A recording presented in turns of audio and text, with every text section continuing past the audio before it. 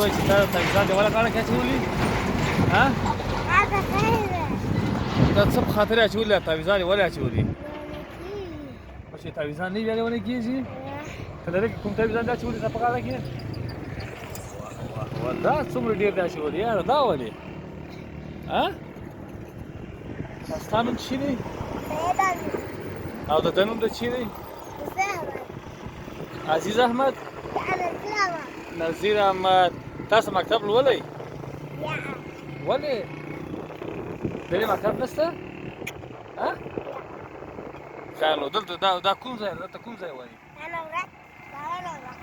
ناورک دی تاسو دلته څه شي کوئ څه کار کوئ څه خرڅوئ یو من دواړه پر څو خرڅوئ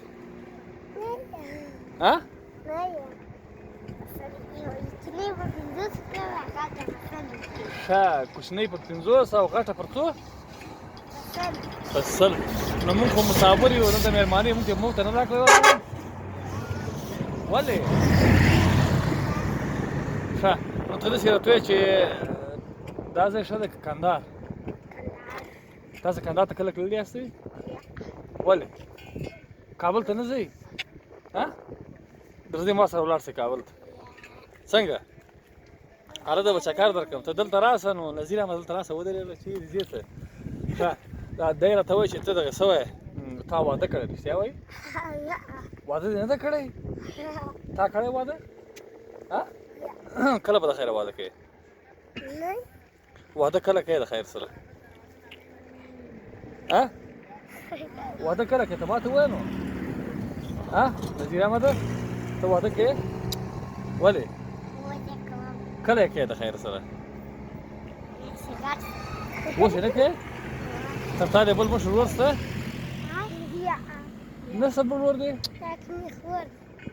ښه ښه ښه پلار دې څه کار کوي ستا پلار څه کار کوي په کور پروت او ستا پلار څه کار کوي څا وایي ولې څا خو خلاصه اوس بله ساعت پیسې وکړه ښه ښه نو تاسو ما سره اوس کندهار ته ځئ که کابل ته ولې نه ځئ خپل پلارونه مو هغوی مو بیایي خپل پلارونه مو بیایي ښه نو قدرمنو لیدونکو دا کوچني ماشومان دا په ناورک کې دي زابل ولایت کې سړک په سر باندې دلته هندواڼې خرڅوي هندواڼې او خټکي خرڅوي نو ګلالي ماشومان دي نو دا ګلالۍ وایي چې دی د تلویزیون غاړه کې اچولي دي که د تلویزیون غاړه کې نه وي دی دې ورته کېږي هغه د بس ورته کېږي نه ښه دا ستا ورور ده ته باید داسې خبرې ورته ونه کړې ښه داسې خبرې مه ورته کوه چې دی بیا خفه کېږي ښه دا بس نو خیر ده کله ناکله سردردۍ دپاره ځاندردۍ دپاره دی د تلویزیون اچوي ښه داسې خبره مه ورته کوه سمه ده آفرین نو بس تاسو دواړه دې الله خوشحاله لري صحیح ده صحیح ده نظیره